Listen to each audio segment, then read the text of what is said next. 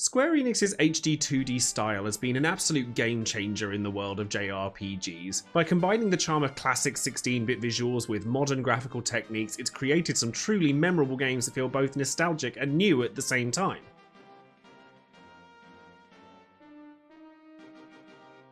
I've made no secret about how much I adore the HD-2D style, and I've played all of the games that Square Enix has released with this style so far, as well as some other titles that are very heavily inspired by it. But today I want to take a closer look at all of the HD-2D titles released so far and put them in a ranking system, not just based on their looks, but on the overall experience that I've had from them. Now keep in mind this is obviously just one perspective, and whether you agree or disagree with my rankings, the goal here is to celebrate just how amazing this style is, and I imagine that my list is going to look very different from yours, and so I encourage you to list your own too. So without further ado, let's start at the bottom with number 5. And it kills me to put any of these games at number 5, but something has to go to the bottom, but I imagine a lot of you will feel differently about this game than I do. So at number 5 we have Triangle Strategy, which is a game I know is beloved by a lot of people, and they have every reason to.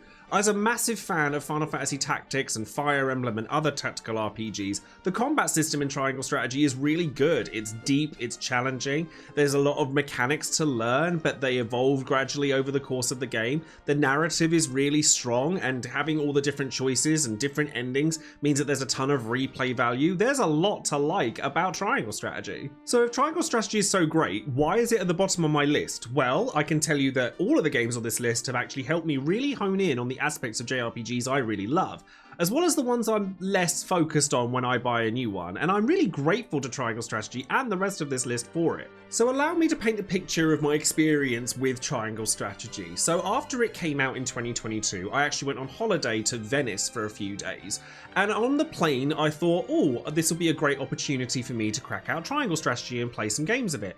I went up into the air, and in the 2-hour flight that I had, at no point during that flight did I actually feel like I was playing the game. There was so much cutscene, so much dialogue, so much there that it kind of just tested my patience. Don't get me wrong, for narrative-focused players, Triangle Strategy has a heck of a lot to offer, but as someone who found myself just kind of trying to mash through to get through to the actual gameplay, I just don't think Triangle Strategy was the right pick for me. Other people might think that the branching narrative is a major highlight of the game, whereas I personally felt that it was really unclear what I was supposed to do when it came to making choices in the narrative, and I didn't really understand what I was supposed to do to get the correct ending that I was looking for, and that threw me well off. It is a game I'd like to go back to, but it's the reason that it's the bottom of my list. At number 4 we have Live Alive's remake. So for those of you who haven't played Live Alive, it tells a series of distinct stories across different time periods, each with different characters and mechanics and tone,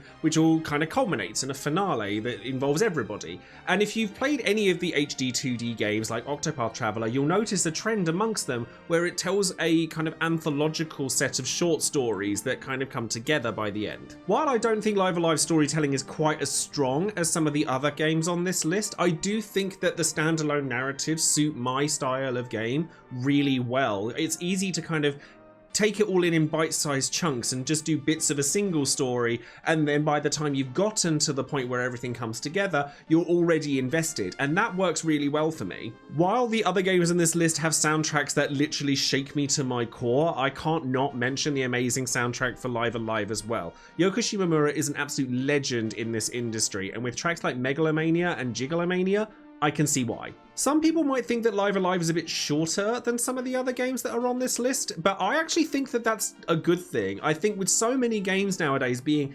gargantuan and massive, sometimes it's kind of overwhelming to want to play all of these huge games one after the other. So to have one that's a little bit smaller is actually kind of nice as a palate cleanser. I do really like Live Alive, but I do think that there are elements of it that perhaps other people don't get on with, and I can actually agree with it. Like, some of it can be a bit repetitive, and sometimes the combat isn't particularly clear and you're not often told what to do. I like being told what to do in my games, let's put it that way.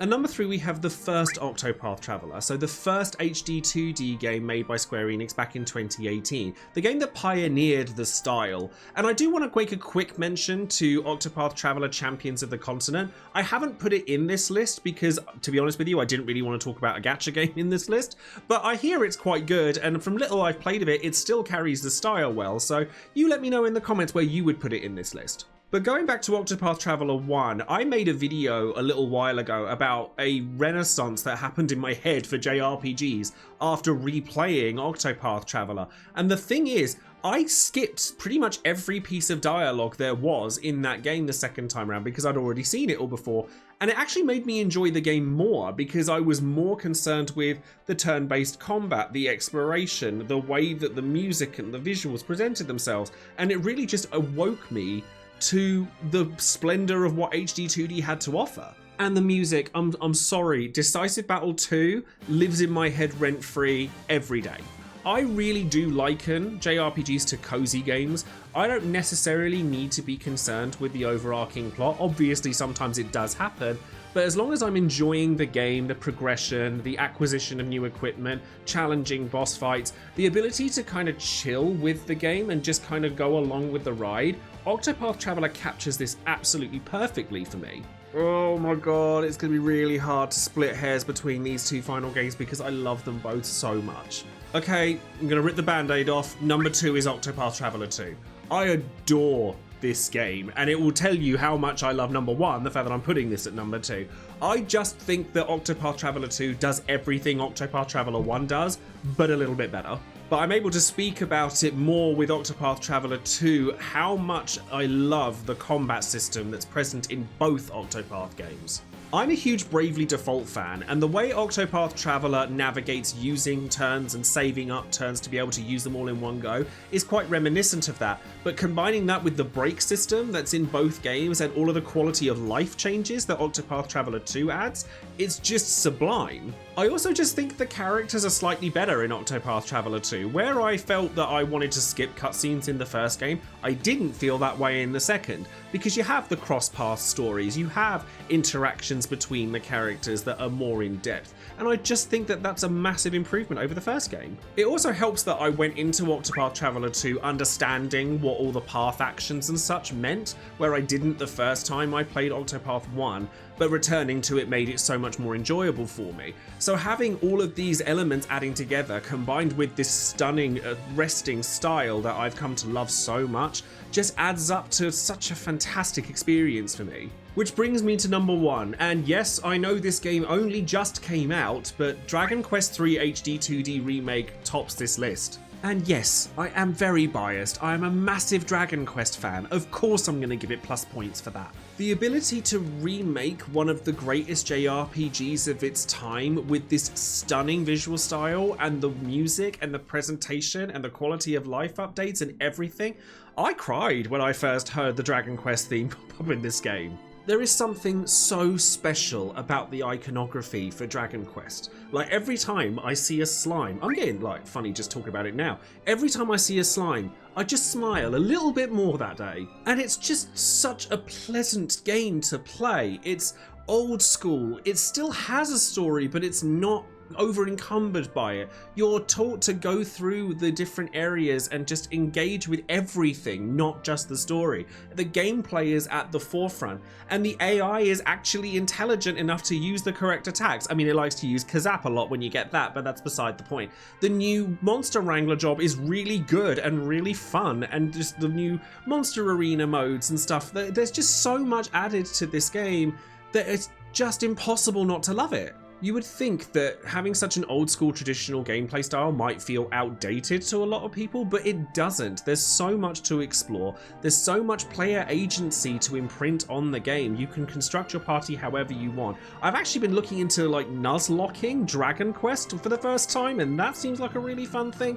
It really reminds me of the kind of RPGs I truly love because they put the gameplay first. There's nothing wrong with loving a game for its story and its narrative, but for me personally, the way Dragon Quest HD 2D Remake puts itself as a trilogy, when we eventually get 1 and 2 as well, my mind is blown at the prospect. I do think that tastes in video games in general, not just JRPGs, has changed a lot over the course of time, and maybe this is my age speaking, but because people are so focused on the narrative and the blockbuster movie quality of a lot of video games nowadays, that there's something lost in translation that not just Dragon Quest, not just Octopath Traveler, but there's a magic that the HD 2D games and other games that are inspired by it that I may make another list for really captures, and they just fill my heart with warmth and joy. And that's that for my ranking of Square Enix's HD-2D games. I just wanted to highlight how amazing I think the style is and how much I wish we saw